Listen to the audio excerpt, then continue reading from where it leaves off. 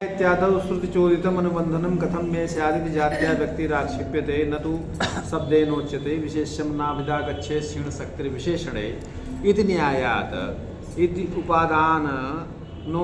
उपादानलक्षणा तु नोदाहर्तव्या न हि यत्र प्रयोजनम् अस्ति न वा रूढिरियं व्यक्त्यविनाभावितात् तु जात्या व्यक्तिराक्षिप्यते। हाँ, आप एक चीज़ ये ध्यान दीजिए, मीमांसक जो मुकुल भट्ट हैं और मीमांसक लोग अर्थवाद वाक्य के प्राशस्त को लक्षक मान करके वाक्य में भी लक्षणा स्वीकार करते हैं। समझे हो ना जी। तो कहा कि पीनो एवं देवदत्ता दिवा न भुंगते भोजनम बिना पीनत्वा संभवा तथा अतः अनुमीयते रात्रो भुंगते। समझ रहे हो नहीं? जैसे कि मोटा ताजा देवदत्त दिन में भोजन नहीं करता है, दिन में भोजन नहीं करता, अब बिना भोजन किए मोटा रह नहीं सकता। सही बात। हाँ, तो कहने का मतलब जब दिन में भोजन करता नहीं मोटा है तो अतः वह अनुमान और आक्षेप कर लिया जाता है कि रात्रि में भोजन करता है, रात्र घूमते रात्रि में खाता होगा। ठीक है ना? तो अभिप्राय तो इस प्रकार से लौकिक प्रयोग में वाक्य लक्षणा का उदाहरण मुकुल भट्ट ने मीमांसकों ने यह स्वीकार किया है। तो अभिप्राय है कि रात्रि भोजन का आक्षेप द्वारा बोध हो जाएगा। तो इसको उपादान लक्षणा का उदाहरण यहाँ बन जाता है। ऐसा मुकुल भट्ट उपादान लक्षणा के उदाहरण में इसको भी क्या नाम से रखा है। अब एक चीज मुकुल भट्ट ने उपादान लक्षणा का जो उदाहरण दिया, एक तो गौर अनुबंध है, दूसरा पीनोयम देवदत्ता दबा न मुंगते। तो इसका खंडन करने के लिए काव्य प्रकाशकार इसको खंडन करेंगे। हाँ, जैसे पहले तो ये समझ गौर अनुबंध्या मतलब श्रुति में प्रतिपादित किया हुआ मेरा, जैसे गौ शब्द के मुख्यार्थ क्या हुआ? गोत्र, चूंकि मीमांसक जाति में शक्ति मानता है। तो गाय दिखाई जाए तो तू गाय जब जावे यहाँ से मद्रास तो गाय चीन लेवे कि नहीं? कैसे? गाय जाति से। तो कहा जो गोत्र जाति का अनुबंधन कैसे हो सकता है? बंधन उसके उत्पादन के लिए मुख्यार्थ जो जाति है, अमुख्यार्थ व्यक्ति माने गो व्यक्ति का आक्षेप किया जाता है।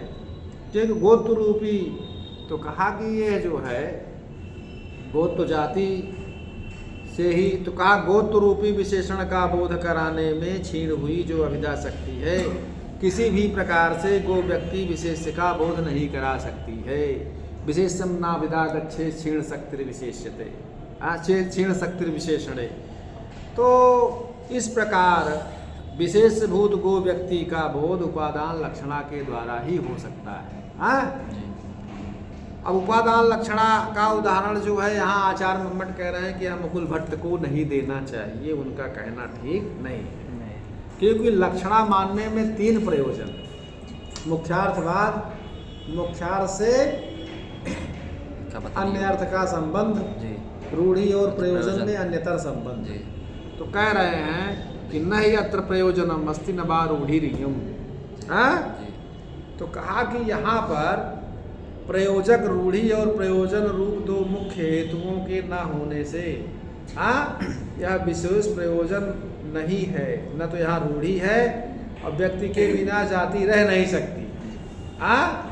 इसलिए अविनाभाव के कारण जाति से व्यक्ति का अनुमान मतलब आक्षेप तो किया जाता है, लेकिन यह लक्षणा का उदाहरण नहीं बन सकता, क्योंकि न यहाँ पर कोई प्रयोजन है न तो रूढ़ी है। तो रूढ़ी और प्रयोजन में अन्यतर कोई एक संबंध होना चाहिए, तो न यहाँ कोई प्रयोजन है न रूढ़ी है। इसीलिए जाति से व्यक्ति का आक्षेप होता है, ये तो ठीक है, लेकिन इसको जो आचार्य मुकुल भट्ट ने लक्षणा का उदाहरण दिया है इसको नहीं देना चाहिए।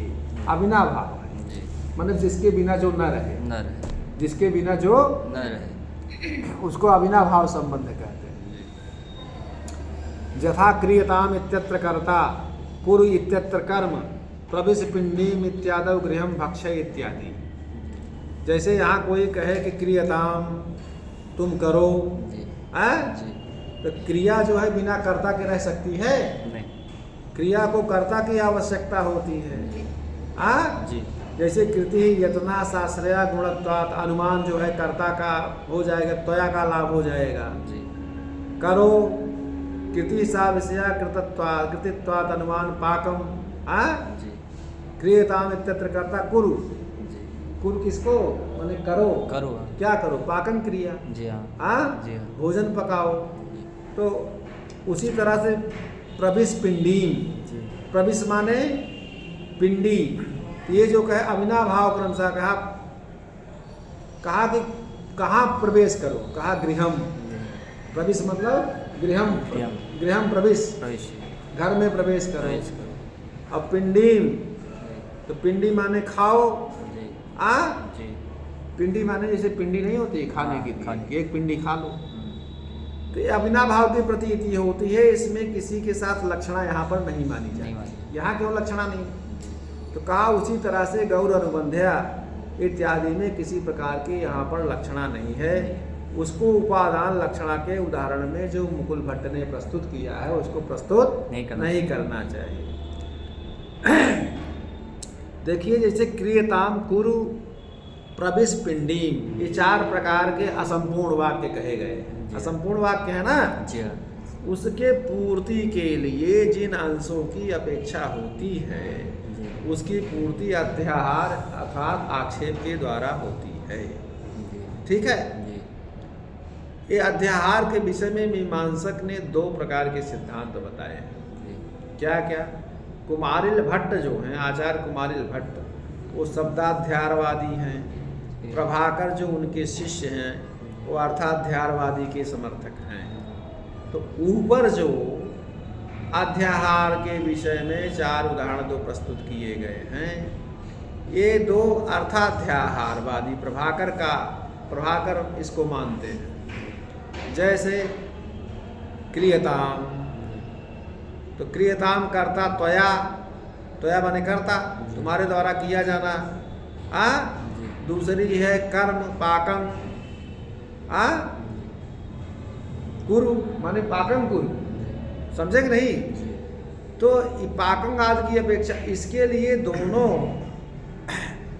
की पहली जगह तो कर्ता, दूसरी जगह पाकम की अपेक्षा है। इन दोनों की पूर्ति अध्याहार अथवा आक्षेप के द्वारा होती। वहाँ कर्ता और कर्म पदों का अध्याहार न हो करके उनके अर्थों का अध्याहार होता है। इसलिए अर्थाध्याहारवादी जो है प्रभाकर हैं। ठीक है, इसके विपरीत जो प्रविश और पिंडीम है, इन उदाहरणों में गृहम और भक्षय, पिंडीम भक्षय, गृहम प्रवेश, ये जो उदाहरण दिए गए हैं, जी ये जो उदाहरण दिए गए हैं, इन अंशों को शब्द के रूप में अध्याहार किया गया है। ये क्या है, शब्द के रूप में अध्याहार किया गया है, इसलिए शब्दाध्याहार के उदाहरण है। ठीक, तो उसी तरह जैसे कर्ता या कर्म के बिना क्रिया पदों का अन्वय संभव नहीं होने से अविनाभाव अर्थात के द्वारा उन पदों के उन अर्थों का अध्याहार अथवा आक्षेप किया जाता है, उसी तरह गौर अनुबंध्या इत्यादि में व्यक्ति के बिना जाति नहीं रह सकती। हाँ, इसलिए अविनाभाव के द्वारा जाति से व्यक्ति का अध्याहार या आक्षेप किया जा सकता है, व्यक्ति का बोध लक्षणा से नहीं होता है। यह उपादान लक्षणा के उदाहरण में जो आचार्य मुकुल भट्ट ने प्रस्तुत किया है, अब उनका कहना ठीक नहीं है।